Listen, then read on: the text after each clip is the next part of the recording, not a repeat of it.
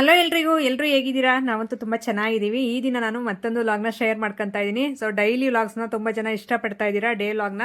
So ಅದೇ ರೀತಿ ನಿಮಗೆ ವ್ಲಾಗ್ನ ಕೊಡೋಕ್ಕೆ ಇವತ್ತೊಂದು ವ್ಲಾಗ್ ಮುಖಾಂತರ ಬಂದಿದ್ದೀನಿ. ಸೊ ನಿಮಗೆ ತಮ್ಮಲೆ ನೋಡಿದ ತಕ್ಷಣ ಆಗಲೇ ಅರ್ಥ ಆಗಿರುತ್ತೆ. ಹೌದು, ಆ ವಿಷಯದ ಬಗ್ಗೆ ಮಾತಾಡ್ತೀನಿ ನಾನು.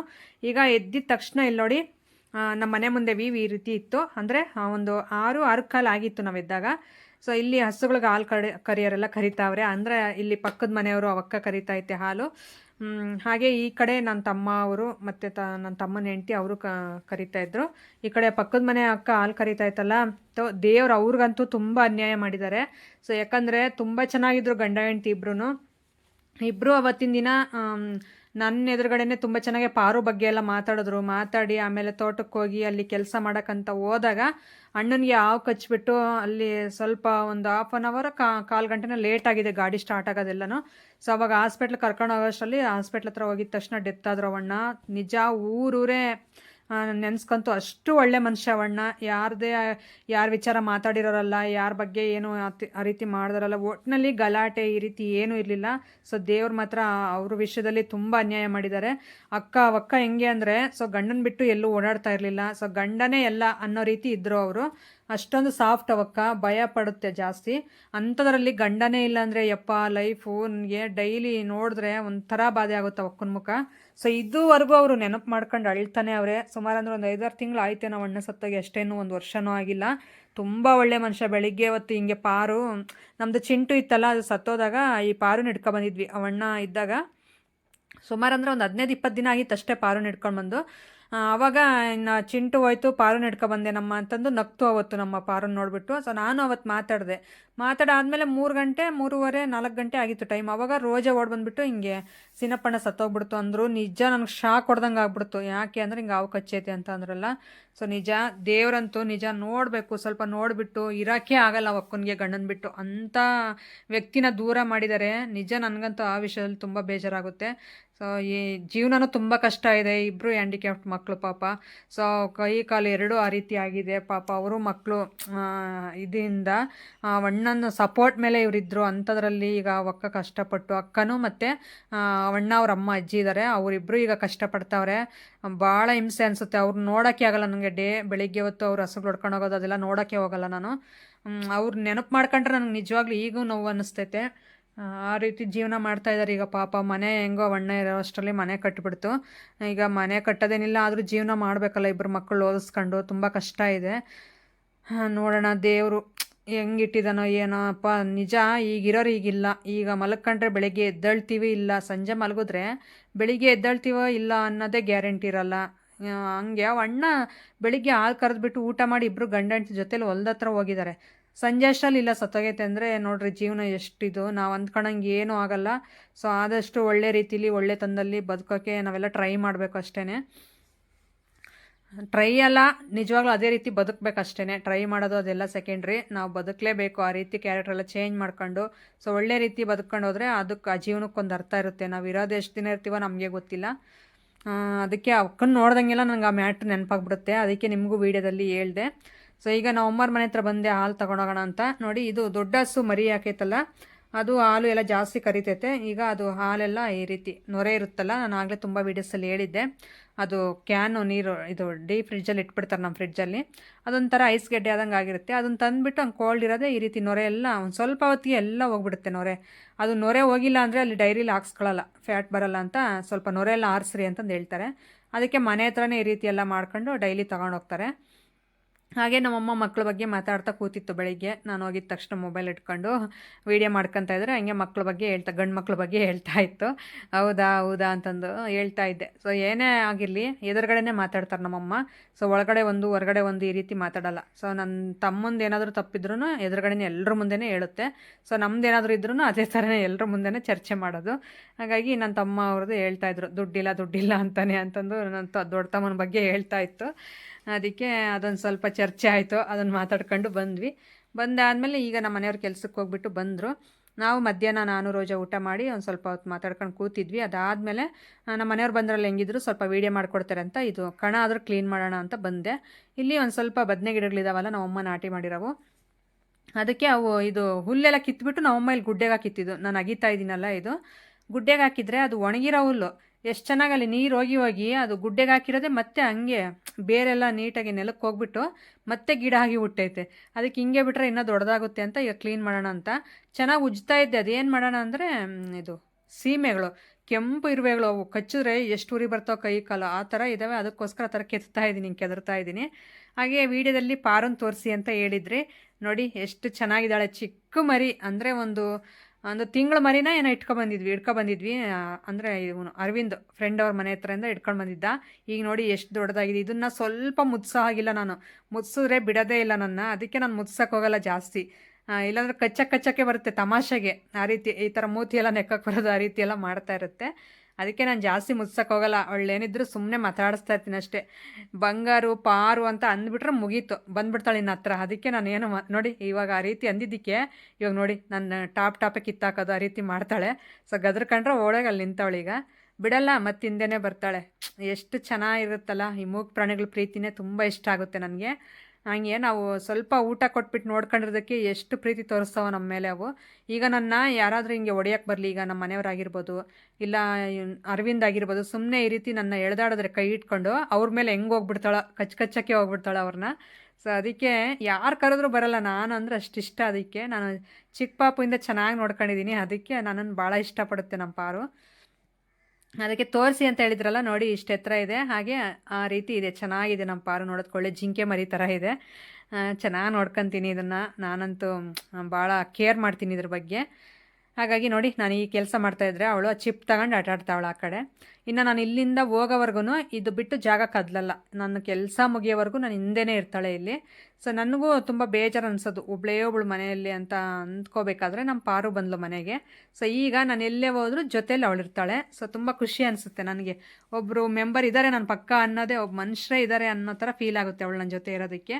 ಸೊ ಆದಷ್ಟು ಒಬ್ಬೊಬ್ಬರೇ ಇರೋರು ಈ ರೀತಿ ಪ್ರಾಣಿಗಳನ್ನ ಸಾಕ್ಕೊಂಡ್ರೆ ನಿಜ ಒಂದು ಫ್ರೆಂಡ್ ಥರನೇ, ಇಲ್ಲ ಮನೆ ಮೆಂಬರ್ ಥರನೇ ಇರ್ತವೆ ನಮ್ಮ ಜೊತೆ. ನಾನಂತೂ ಇದಕ್ಕೆ ಚೆನ್ನಾಗಿ ಅಡಿಕ್ಟ್ ಆಗಿಬಿಟ್ಟಿದ್ದೀನಿ. ಸೊ ತುಂಬ ಚೆನ್ನಾಗಿರ್ತವೆ. ನಾನು ಆಗಲೇ ಚಿಂಟುನೆಲ್ಲ ಸಾಕಿದ್ನಲ್ಲ, ಅದು ಹುಷಾರಿಲ್ದಂಗೆ ಆಗಿ ಇದಾಗ್ಬಿಡ್ತು. ಈಗ ಇದಕ್ಕೇನು ಮೂಳೆ ಆ ಥರ ಏನೂ ಇಡ್ತಾ ಇಲ್ಲ, ಚೆನ್ನಾಗಿ ಸಾಕ್ಕೊತಾ ಇದ್ದೀನಿ. ಅದಕ್ಕೆ ಚೆನ್ನಾಗಿ ಆರೋಗ್ಯವಾಗಿ ಹೆಲ್ದಿಯಾಗಿದೆ. ಮೊನ್ನೆ ಗಾಡಿ ಹೊಡ್ಕೊಂಡು ಹೋಗಿತ್ತಲ್ಲ, ಸೊ ಅವಾಗಿಂದ ಸ್ವಲ್ಪ ಹಿಂಗೆ ಬ್ಯಾಕ್ ಪೈನ್ ಇದೆ. ಅದಕ್ಕೆ ಸ್ವಲ್ಪ ಮಲ್ಕೊಂಡ್ರೆ ಬೇಗ ಎದ್ದೊಳಕ್ಕೂ ಆಗಲ್ಲ, ಸ್ವಲ್ಪ ಮೂಳೆಗಳೆಲ್ಲ ನೋವಾಗಿದೆ. ಆದರೂ ಪರವಾಗಿಲ್ಲ, ಡಾಕ್ಟ್ರು ಸರಿ ಹೋಗುತ್ತೆ ಅಂತ ಹೇಳ್ಬಿಟ್ಟು ಮೆಡಿಸಿನ್ ಎಲ್ಲ ಕೊಟ್ಟಿದ್ದರು. ಅದಕ್ಕೆ ಆರಾಮಾಗಿ ಓಡಾಡ್ಕೊಂಡಿದೆ, ಪರವಾಗಿಲ್ಲ, ಚೆನ್ನಾಗಿದೆ ಈಗ. ಹಾಗೆ ಬದನೆ ಗಿಡದ ಹತ್ರ ಸ್ವಲ್ಪ ಕ್ಲೀನ್ ಮಾಡಿದ್ನಲ್ಲ, ಈಗ ಬದನೆಕಾಯಿ ಎಲ್ಲ ಬಿಟ್ಬಿಟ್ಟಿದ್ದಾವೆ, ನಾನು ನೋಡ್ಕೊಂಡಿಲ್ಲ. ಮೊನ್ನೆ ಮಾನ್ವಿಕ್ 2 ಕಿತ್ಕೊಂಡು ಬಂದು ಕೊಟ್ಟಿದ್ದ, ನಾನು ಅದು ಎರಡೇ ಏನೋ ಅಂತ ಗಿಡದ ಹತ್ರ ಬಂದಿರಲಿಲ್ಲ. ಇವತ್ತು ಕ್ಲೀನ್ ಮಾಡೋಣ ಅಂತ ಬಂದರೆ ಆಗಲೇ ನೋಡಿ ಇದು ದೊಡ್ಡದಾಗ್ಬಿಟ್ಟೈತೆ, ಆದರೆ ಮೆತ್ತಗೆ ಇತ್ತು. ಸೊ ಬಲ್ತೋಗಿಲ್ಲ ಇನ್ನೂ. ನಾನು ಬಲ್ತ್ಬಿಟ್ಟೈತೇನೋ ಆಗಲೇ, ಏಜ್ ಆಗೋಗಿದೆ ಇದಕ್ಕೆ ಅಂದ್ಕೊಂಡೆ. ಮುಟ್ಟು ನೋಡಿದ್ರೆ ಮೆತ್ತಗೆ ಇದೆ. ಸೊ ಆ ರೀತಿ ಮೆತ್ತಗಿದ್ರೆ ಬೀಜ ಜಾಸ್ತಿ ಆಗಿರಲ್ಲ ಒಳಗಡೆ, ಗಟ್ಟಿ ಆದರೆ ಆಗಲೇ ಬಲ್ತೋಗಿರುತ್ತೆ ಅಂತ ಅರ್ಥ. ಅದಕ್ಕೆ ಬಿಡು, ಸಾಂಬಾರ್ಗೆ ಏನಕ್ಕಾದರೂ ಆಗುತ್ತೆ ಅಂತ ಕಿತ್ಕೊಂಡೆ.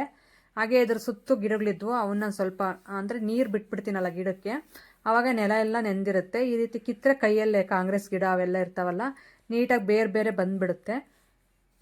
ಅದಕ್ಕೆ ಕೀಳ್ತಾ ಇದ್ದೀನಿ. ಅದರಲ್ಲಿ ಇರುವೆಗಳು ಅವೇ, ನಾನು ನೋಡ್ಕೊಂಡಿಲ್ಲ. ಫುಲ್ ಹಂಗೆ ನಿಂತ್ಕೊಂಡು ಸುಮ್ಮನೆ ಹಂಗೆ ಕೀಳ್ತಾ ಇದ್ದೀನಿ. ಎಲ್ಲ ಚಪ್ಪಲಿ ಸುತ್ತು, ಕಾಲು ಸುತ್ತು ಹತ್ಕೊಬಿಟ್ಟಿದ್ದಾವೆ. ಆಮೇಲೆ ಕೊಡುತ್ತಾ ಅದನ್ನೆಲ್ಲ ಇದು ಮಾಡಿದ್ದಾಯಿತು. ಸೊ ಇರುವೆಗಳು ಈಗ ಎಲ್ಲಿ ನೋಡಿದ್ರು, ಮನೆ ಒಳಗೆ ನೋಡಿದ್ರು ಇದು ಕೆಂಪು ಇರುವೆಗಳು, ಅವು ಹೆಂಗೆ ಕಚ್ತವೆ ಅಂದ್ರೆ ಆಗ ಚಿಕ್ಕದಾಗ ಬರೋವು ನಾವು ಚಿಕ್ಕಳು ಇದ್ದಾಗ. ಸೊ ಈಗ ಅವು ದೊಡ್ಡ ದೊಡ್ಡ ಇರುವೆಗಳು, ಅದು ಎಲ್ಲಿಂದ ಬಂದು ಗೊತ್ತಿಲ್ಲ. ಹೆಂಗೆ ಉರಿತವೆ ಅಂದರೆ ಅಪ್ಪ, ಒಳ್ಳೆ ಇಂಜೆಕ್ಷನ್ ಹಾಕಿರೋ ಥರ ಉರಿಯುತ್ತೆ, ಆ ಥರ ಆಗುತ್ತೆ ನೋವು. ಸೊ ಹಂಗೆ ಲಾಸ್ಟೇ ನೋಡಿ ಎಲ್ಲ ಬದನೆಕಾಯಿ ಇಟ್ಕೊಂಡು ಸೈಡಲ್ಲಿ ನಿಂತಿದ್ದಾಳೆ. ನಾನು ಇದೆಲ್ಲ ಕ್ಲೀನ್ ಮಾಡಿ ಬರ್ತೀನಿ ತಾಳು ಅಂತಂದ್ರೆ ಅಲ್ಲೇ ನಿಂತಿದ್ಲು. ಸೊ ಹಿಂಗೆ ಇದು ಗೋರೆಂಟ್ಲೆ ಸೊಪ್ಪು, ಅಂದರೆ ಮೆಹಂದಿ ಗಿಡ ಇರುತ್ತಲ್ಲ, ಸೊ ಅದು ಕೈಗೆ ನ್ಯಾಚುರಲಾಗಿ ಹಚ್ಕೋಬೋದಲ್ಲ, ಅದು ಗಿಡ. ಸೊ ಅದು ಅಷ್ಟೇ ಮರ ಆಗ್ತಾಯಿದೆ. ಅಷ್ಟು ನಾವು ಅಂದರೆ ಕೊಂಬೆಗಳೆಲ್ಲ ಕಟ್ ಮಾಡ್ತೀವಿ, ಆದ್ರೂ ಆ ರೀತಿ ಬೆಳೆಯುತ್ತೆ. ಸೊ ಪರವಾಗಿಲ್ಲ, ಕಟ್ ಮಾಡ್ದಂಗೆಲ್ಲ ಬೆಳೆಯುತ್ತೆ. ಎಲ್ಲರೂ ಕಿತ್ಕೊಂಡು ಹೋಗ್ತಾ ಇರ್ತಾರೆ ಮನೆ ಹತ್ರ ಬಂದುಬಿಟ್ಟು. ಸೊ ನಾನು ಕಿತ್ಕೊಂಡು ಹೋಗಿ ಅಂತ ಹೇಳ್ತೀನಿ, ಅಷ್ಟೆಲ್ಲ ತಗೊಂಡು ನಾನು ಏನು ಮಾಡಲಿ, ವೇಸ್ಟ್ ಆಗುತ್ತೆ ಅಂತ. ಹಾಗೆ ಅದನ್ನು ಸ್ವಲ್ಪ ಎಲ್ಲ ಕ್ಲೀನ್ ಮಾಡಿದೆ. ಈ ಕಡೆ ಕ್ಲೀನ್ ಮಾಡೋಣ ಅಂತ ಹೋದರೆ ಅದು ಸ್ವಲ್ಪ ನೀರು ಹೋಗಿಲ್ಲ, ಗಡ್ಸಾಗೈತೆ, ಆ ಗಿಡಗಳು ಬರಲಿಲ್ಲ. ಅದಕ್ಕೆ ಈ ಕಡೆ ಬೆಳಗ್ಗೆ ನೀರು ಬಿಟ್ಬಿಟ್ಟು ಮತ್ತೆ ಈ ಕಡೆ ಕಿತ್ತಾಕೋಣ ಅಂತ ನಾನು ಸ್ವಲ್ಪ ಕಿತ್ಬಿಟ್ಟು ಈಗ ಅದನ್ನೆಲ್ಲ ಗುಡ್ಡೆ ಎಲ್ಲ ತಗೊಂಡೋಗಿ ನಾವು ಅಮ್ಮರ ತಿಪ್ಪೆಗೆ ಹಾಕ್ಬರೋಣ ಅಂತ ಎಲ್ಲ ನೀಟಾಗಿ ಬಾಚ್ಕೊತಾ ಇದ್ದೀನಿ. ಸೊ ಹಿಂಗೆ ಮನೆಗಳ ಹತ್ರ ಇದ್ದರೆ ಈ ರೀತಿ ಕೆಲಸಗಳೆಲ್ಲ ಒಂದೊಂದಾಗಿ ಮಾಡ್ಕೋಬೋದು. ಇಲ್ಲ ನಮ್ಮ ಮನೆಯವರಿದ್ದರೆ ನಮ್ಮ ಮನೆಯವರೇ ಮಾಡಿಕೊಡ್ತಾರೆ. ಇದು ಸ್ವಲ್ಪ ಕಡಿಮೆ ಇತ್ತಲ್ಲ ಗಿಡಗಳು, ಜಾಸ್ತಿ ಇದ್ದರೆ ಅವರೇ ಎಲ್ಲ ಕಿತ್ತಾಕ್ಬಿಡ್ತಾರೆ, ಕ್ಲೀನ್ ಮಾಡ್ತಾರೆ. ಸ್ವಲ್ಪ ಇತ್ತಲ್ಲ ನಾನೇ ಮಾಡ್ತೀನಿ ಬಿಡು ಅಂತ ನಾನೇ ಕ್ಲೀನ್ ಮಾಡಿದೆ ಎಲ್ಲನೂ. ಸೊ ಪಾಪ ಅವರು ಹೊರಗಡೆ ಕೆಲಸ ಮಾಡ್ತಾರೆ, ಇನ್ನು ಮನೆ ಹತ್ರ ಕೆಲಸನೂ ಮಾಡಿಕೊಡು ಅಂದರೆ ಬೇಜಾರು ಮಾಡ್ಕೊತಾರೆ. ಆದರೂ ಅವರು ಫ್ರೀಯಾಗಿದ್ದಾಗ ಮಾಡಿಕೊಡ್ತಾರೆ. ಇನ್ನೇನು ನಾನು ಫ್ರೀಯಾಗಿದ್ದೆ ಇವತ್ತು ಅಂತ ಸ್ವಲ್ಪ ಬೆಳಿಗ್ಗೆನೇ ಬಟ್ಟೆ ಎಲ್ಲ ಅವೆಲ್ಲ ತೊಳೆದಾಕಿದ್ದೆ. ಅದಕ್ಕೆ ಇದೊಂದು ಸ್ವಲ್ಪ ಕ್ಲೀನ್ ಮಾಡ್ಕೊಬಿಡೋಣ ಅಂತ. ನೈಟ್ ಹೊತ್ತು ಆಮೇಲೆ ಹುಳ ಏನಾದರೂ ಸೇರ್ಕೊಬಿಡ್ತಾವೆ ಅವು ಅಂತಂದು ಭಯ ನನಗೆ ಸ್ವಲ್ಪ. ಹಾಗಾಗಿ ಅದನ್ನೆಲ್ಲ ನೀಟಾಗಿ ಎತ್ತಕ್ಕಿ ಬಂದೆ. ಪಕ್ಕದ ಮನೆ ತಾತನ ಜೊತೆ ಲಾಸ್ಟೇ ಜಗಳ ಮಾಡ್ತಾಯಿದ್ಲು, ಹಂಗಾಗಿ ನಾನು ತಾತನ ಜೊತೆ ಮಾತಾಡ್ತಾ ಈಗ ಒಳಗಡೆ ಬಂದೆ. ಕೈ ತೊಳ್ಕೊಂಡು ಹಾಗೆ ನಮ್ಮ ಮನೆಯವ್ರಿಗೆ ಸ್ವಲ್ಪ ಟೀ ಇತ್ತು, ಅದನ್ನು ಬಿಸಿ ಮಾಡಿ ಕೊಟ್ಟೆ. ಅವರು ಕುಡಿತಾ ಇನ್ನೇನು ಸ್ವಲ್ಪ ಹೊತ್ತು ರೆಸ್ಟ್ ಮಾಡೋಣ ಅಂತ ಕೂತಿದ್ರು. ಹಲೋ ಎಲ್ರಿಗೂ ಊಟ ಆಗಿದೆ ಅಂತ ಅಂದ್ಕೊಂಡಿದ್ದೀನಿ ಟೈಮ್ಗೆ. ಸೊ ನಾನು ಊಟ ಮಾಡಿದೆ. ಸೊ ಆಗಲೇ 3:30 ಮೇಲೇ ಆಗಿದೆ. ಊಟ ಮುಗಿಸ್ಬಿಟ್ಟು 1 ಅವರ್ ಅಷ್ಟು ನಾನು ರೋಜಾ ಸ್ವಲ್ಪ ಹೊತ್ತು ಕುತ್ಕೊಂಡು ಮಾತಾಡಿ ಆಮೇಲೆ ನಾನು ಒಂದು ಸ್ವಲ್ಪ ಬದನೆ ಗಿಡದೆಲ್ಲ ಕೆಲಸ ಮಾಡೋಕ್ಕೆ ಹೋಗಿದ್ದು. ಸೊ ಅದೆಲ್ಲ ಮಾಡಿಬಿಟ್ಟು ಹಾಗೆ ದೇವರು ಇದಕ್ಕೆ ಅಂದರೆ ಕಲ್ಲೆಲ್ಲ ಕೆತ್ತನೆ ಮಾಡಿದ್ದಾರೆ ಆಗ್ಲೇ. ಸೊ ಅದನ್ನೆಲ್ಲ ಈಗ ಕೆರೆಯಿಂದ ಎಲ್ಲ ಪೂಜೆ ಮಾಡಿಬಿಟ್ಟು ಕೆರೆ ಹತ್ರ ದೇವಸ್ಥಾನ ಹತ್ರ ಇಳಿಸಿದ್ರು. ಆಗ ಕಲ್ಲು ನಮ್ಮೂರಲ್ಲಿ ದೊಡ್ಡ ಮಾರಮ್ಮನ ಜಾತ್ರೆ ಮಾಡ್ತಾರೆ. ಸೊ ಇನ್ನೊಂದು 5-6 ತಿಂಗಳಲ್ಲಿ ಮಾಡ್ತಾರೋ ಅದು ಯಾವಾಗ ಗೊತ್ತಿಲ್ಲ, ಟೈಮ್ ಇನ್ನೂ ಫಿಕ್ಸ್ ಆಗಿಲ್ಲ, ಡೇಟ್ ಇನ್ನೂ. ಹಾಗಾಗಿ ಅದನ್ನು ಮಾಡ್ತಾರೆ. ಅದಕ್ಕೆ ಆ ಕಲ್ಲುಗಳನ್ನೆಲ್ಲ ಈಗ ತಗೊಂಡು ಬಂದು ದೇವಸ್ಥಾನ ಹತ್ರ ಇಡಬೇಕಲ್ಲ, ಅದಕ್ಕೆ ಪೂಜೆ ಮಾಡಿ ಅದು ಉರ್ಮೆಯವರೆಲ್ಲ ಹೋಗಿದ್ದಾರೆ, ತಗೊಂಡು ಬರ್ತಾರೆ. ಸೊ ಆ ವಿಡಿಯೋನ ಶೇರ್ ಮಾಡ್ಕೊತೀನಿ ಕೊನೆಯದಾಗಿ. ಸೊ ಈಗ ನಾನು ಏನಕ್ಕೆ ಮಾತಾಡೋಕ್ಕೆ ಬಂದೆ ಅಂದರೆ, ಒಬ್ಬರು ಕಾಮೆಂಟ್ ಮಾಡಿದರು ಮೊನ್ನೆ. ಸೊ ಪದೇ ನೀವು ತವ್ರ ಮನೆಗೆ ಹೋಗಬೇಡಿ ಅಂತಂದು ಹೇಳಿದ್ರು. ಹಾಗೆ ಸೊ ನಾನು ಅವ್ರಿಗೆ ಕಾಮೆಂಟ್ ಸೆಕ್ಷನಲ್ಲೇ ಉತ್ತರ ಕೊಡ್ಬೋದಾಗಿತ್ತು, ನನಗೆ ಯಾಕೋ ಸ್ವಲ್ಪ ಬೇಜಾರು ಅನ್ನಿಸ್ತು. ಸೊ ಅವ್ರು ಏನು ಹೇಳ್ತಿದ್ದಾರೆ, ಪದೇ ತವ್ರ ಮನೆ ಹತ್ರ ಹೋದರೆ ಯಾರೇ ಆಗಲಿ ಸ್ವಲ್ಪ ಬೆಲೆ ಇರಲ್ಲ, ಕೀಳಾಗಿ ನೋಡ್ತಾರೆ ಅಂತಂದು ಹೇಳಿದ್ರು. ಅಂದರೆ ಅವ್ರು ಹೇಳಿರೋ ರೀತಿ ಒಂಥರ ಇತ್ತು ಹೇಳ್ರಿ, ಹರ್ಟ್ ಆಗೋ ರೀತಿ ಹೇಳಿದ್ರು ಅವರು. ಸೊ ಹತ್ರ ಮನೆ ಇದೆ ಅಂತ ಪದೇ ಹೋಗಬಾರ್ದು ಅನ್ನೋ ರೀತಿ ಹೇಳಿದ್ರು. ನಾನು ಏನು ಹೇಳಕ್ಕೆ ಇಷ್ಟಪಡ್ತೀನಿ ಅಂದರೆ, ಸೊ ನಾವು ಹತ್ರ ಅಕ್ಕಪಕ್ಕ ಮನೆ ಇದ್ರೂ, ಒಂದೇ ಊರಲ್ಲಿ ತವ್ರ ಮನೆ ಗಂಡನ ಮನೆ ಇದ್ರೂ ಸೊ ನಾವು ಅಕ್ಕಪಕ್ಕದ ಮನೆಯವ್ರ ಥರ ಇರೋದು. ಅರ್ಥ ಆಯ್ತಾ? ಅಂದರೆ ನಾವು ರಿಲೇಷನ್ನು, ಈಗ ನಂದು ತವ್ರ ಮನೆ ಅದು. ಸೊ ನಾನು ಹೋಗ್ಬಿಟ್ಟು ಅಲ್ಲಿ ದರ್ಪ ತೋರಬೇಕು ಅಂದರೆ ನನ್ನ ದೊಡ್ಡಸ್ತಿಕೆ ಅಲ್ಲಿ ನಡೆಸಬೇಕು ಅನ್ನೋ ರೀತಿ ಕ್ಯಾರೆಕ್ಟರ್ ಅಲ್ಲ ನಂದು.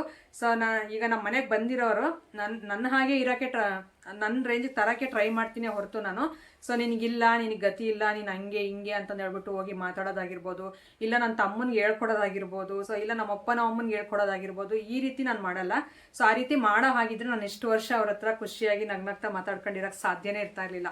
ಈಗ ಯಾರೇ ಆಗಿರ್ಬೋದು, ಹೆಣ್ಮಕ್ಳು ಅಂದ ತಕ್ಷಣ ಸ್ವಲ್ಪ ತವ್ರ ಮನೆಯಲ್ಲಿ ನಡ್ಸಕ್ಕೆ ಹೋಗ್ತಾರೆ. ಸೊ ಯಾರ್ದೇನಕ್ಕೆ ನನ್ನ ಲೈಫಲ್ಲೇ ನನಗೆ ಎಕ್ಸ್ಪೀರಿಯನ್ಸ್ ಆಗಿರೋದೇ ಹೇಳ್ತೀನಿ. ಸೊ ನನಗೇನೆ ಡೈರೆಕ್ಟಾಗೆ ಇವಳಿಗೆ ತಿನ್ನಕ್ಕೆ ಗತಿ ಇಲ್ಲ, ಇವಳು ತವ್ರ ಮನೆಯವ್ರು ಹಂಗೆ ಹಿಂಗೆ, ಇವಳಿಗೆ ಉಟ್ಕೊಳಕ್ಕೆ ಒಂದು ಸೀರೆ ಇಲ್ಲ, ಇವಳಿಗೆ ಹಾಕ್ಕೊಳಕ್ಕೆ ಒಂದು ಡ್ರೆಸ್ ಇಲ್ಲ ಅಂತಂದು ನನಗೆ ಎದುರುಗಡೆನೆ ಮುಖಕ್ಕೆ ಎಟ್ಟಿ ಹೇಳ್ತಾ ಇದ್ರು ಎಲ್ರು. ಸೊ ಅವಾಗ ನನಗಾದ ಪೇಯ್ನು ನಿಜ ಯಾರಿಗೂ ಗೊತ್ತಿಲ್ಲ, ಅದು ಹೇಳೋಕ್ಕೆ ಎಕ್ಸ್ಪೀರಿಯನ್ಸು ನನಗೆ ಗೊತ್ತಿರೋದು. ಸೊ ಅದು ಹೇಳಿದ್ರೂ ಅರ್ಥ ಆಗಲ್ಲ ಅವಾಗ. ಸೊ ನಾನೇನಕ್ಕೆ ಈ ಥರ ಹುಟ್ಟುಬಿಟ್ಟೆ, ನಾನು ಸ್ವಲ್ಪ ಇರೋಂಥರ ಮನೇಲಿ ಹುಟ್ಟಿದ್ರೆ ನಾನು ಚೆನ್ನಾಗಿರ್ತಾ ಇದ್ನಲ್ಲ, ಇರೋದೊಬ್ಬ ಮಗಳು ನಿನಗೆ ಅದು ಗತಿ ಇಲ್ಲ ಇದು ಗತಿ ಇಲ್ಲ ಅಂತ ಭಾಳ ಮಾತು ಚುಚ್ಚು ಮಾತು ತುಂಬ ಆಡಿದ್ದಾರೆ. ಸೊ ನನಗೆ ಅದು ಎಕ್ಸ್ಪೀರಿಯನ್ಸ್ ಆಗಿರೋ ಹೊತ್ತಿಗೆ ನಾನು ನನ್ನ ತವ್ರ ಮನೇಲಿ ಆ ರೀತಿ ಏನೋ ತೋರ್ಸಕ್ಕೆ ಹೋಗಲ್ಲ. ಸೊ ಈಗ ಅಪ್ಪ ಅಮ್ಮ ಇರೋವರೆಗೂ ನಮ್ಮದು ನಡೀಬೋದು. ಒಂದು ವೇಳೆ ನಾವೇನಾದರೂ ಅಲ್ಲಿ ದೊಡ್ಡಸ್ತಿಕೆ ತೋರ್ಸಕ್ಕೆ ಹೋದರೆ ಅಪ್ಪ ಅಮ್ಮ ಇರೋವರೆಗೂ ನಡೆಯುತ್ತೆ ನಮ್ಮ ಮಾತು. ಸೊ ಅಪ್ಪ ಅಮ್ಮ ಹೋದ್ಮೇಲೆ ಆಮೇಲೆ ಹತ್ರ ಸೇರಿಸ್ತಾರೆ ಅವರು, ಮನೆ ಬಾಗಿಲಿಗೂ ಬಿಟ್ಕೊಳ್ಳಲ್ಲ. ಸೊ ಆ ಥರ ಜೀವನ ಏನಕ್ಕೆ ಬೇಕು? ನಾಯಿನೂ ಬಾಳುತ್ತೆ ಆ ಥರ. ಸೊ ಆ ರೀತಿ ಮಾತ್ರ ಬಾಳಕ್ಕೆ ಹೋಗ್ಬಾರ್ದು ಯಾವೇ ಹೆಣ್ಮಗ್ಳಾಗಿರ್ಬೋದು. ಸೊ ನಾನು ಒಂದೇ ಫಿಕ್ಸ್ ಆಗಿದ್ದು, ನನ್ನ ಕತ್ತಿಗೆ ತಾಳಿ, ನನ್ನ ಕೊಳ್ಳಿಗೆ ತಾಳಿ ಬಿದ್ದಿದ ತಕ್ಷಣ ಇದು ನನ್ನ ಮನೆ ಅಲ್ಲ ಅಂತ ನಾನು ಫಿಕ್ಸ್ ಮಾಡ್ಕೊಂಡೆ ಮೈಂಡಲ್ಲಿ ಫಸ್ಟು. ಸೊ ನಾನೀಗ ಗಂಡನ ಮನೆಗೆ ಹೋಗ್ತೀನಲ್ಲ, ಅದು ನನ್ನ ಮನೆ. ಸೊ ಅಲ್ಲಿ ಎಷ್ಟೇ ಕಷ್ಟ ಇರಲಿ, ಸುಖ ಇರಲಿ, ದುಃಖ ಇರಲಿ, ಎಷ್ಟೇ ಪ್ರಾಬ್ಲಮ್ಸ್ ಇದ್ರೂ ಅಲ್ಲಿ ನನ್ನ ಮನೆ ಅಂತ ನಾನು ಫಿಕ್ಸ್ ಆಗಬೇಕೇ ಹೊರತು, ಸೊ ನಾನು ಹುಟ್ಟಿ ಬೆಳೆದು ಬಂದು ತಾಳಿ ಕಟ್ಸ್ಕೊಂಡು ಆದಮೇಲೆ ಮತ್ತೆ ನಾನು ಹುಟ್ಟಿರೋ ಮನೆಗೆ ಹೋಗ್ಬಿಟ್ಟು ನಾನಲ್ಲಿ ದರ್ಪ ತೋರಬೇಕು ಅಂತಂದು ಹೋಗಿದ್ದಿದ್ರೆ ನಾನು ಇವತ್ತು ಆ ಮನೆ ಬಾಗಿಲಿಗೂ ಬಿಟ್ಕೊತಾ ಇರಲಿಲ್ಲ ಯಾರನ್ನು. ಅರ್ಥ ಮಾಡ್ಕೊಳ್ಳಿ. ಸೊ ನಾವು ಪಕ್ಕದ ಮನೆಯವರು ಥರ ಇದ್ದೀವಿ. ಸೊ ನಂದು ಮನೆ, ನಾನು ಹುಟ್ಟಿ ಬೆಳೆದಿರೋ ಮನೆ, ನನಗೂ ಹಕ್ಕಿದೆ ಅಂತ ನಾನು ಯಾವತ್ತೂ ಕೇಳಿಲ್ಲ, ಹೋಗೂ ಇಲ್ಲ ನಾನು ಆ ರೀತಿ. ಸೊ ನಿಜ ಹೇಳಿದ್ರು ಕೇಳ್ತೀರಾ, ಸುಳ್ಳು ಹೇಳಿದ್ರು ಕೇಳ್ತೀರಾ. ನಾನು ಈಗಲೂ ನಮ್ಮ ಅಮ್ಮ ಒಬ್ಬರೇ ಇರಲಿ, ಇಲ್ಲ ನಮ್ಮ ರೋಜಾ ಒಬ್ಬರೇ ಇರಲಿ, ಸೊ ಯಾರಾದರೂ ಇರಲಿ, ನಾನು ಹೋಗ್ಬಿಟ್ಟು ಡೈರೆಕ್ಟಾಗಿ ಇದು ನನ್ನ ಮನೆ ಅಂತಂದು ಹೋಗ್ಬಿಟ್ಟು ಕೈ ಇಟ್ಟು ನಾನು ಇದುವರೆಗೂ ಏನೂ ತಗೊಂಡಿಲ್ಲ ಮನೆಯಲ್ಲಿರೋದು.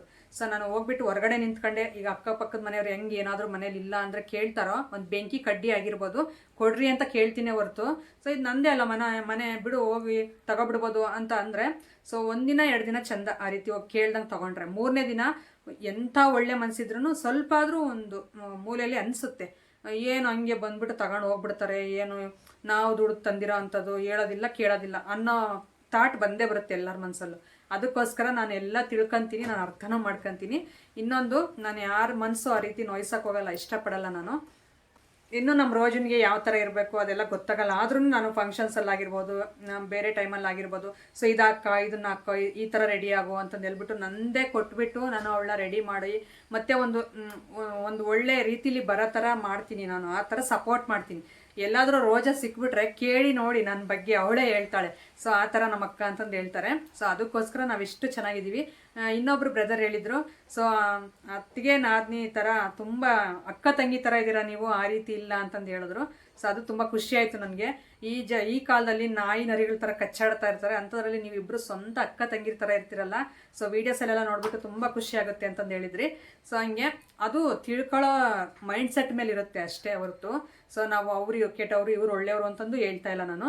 ಅದು ನಾವು ಥಿಂಕ್ ಮಾಡೋದ್ರ ಮೇಲೆ ಇರುತ್ತೆ ಡಿಪೆಂಡ್. ಯಾರೇ ಒಂದು ಜೀವನ ಶೈಲಿ ಆಗಿರ್ಬೋದು, ಯಾರ ಬಗ್ಗೆನೇ ಆಗಿರ್ಬೋದು, ನಾವು ಅರ್ಥ ಮಾಡ್ಕೊಳ್ಳೋ ರೀತಿಲಿ ಇರುತ್ತೆ ಅಷ್ಟೇ.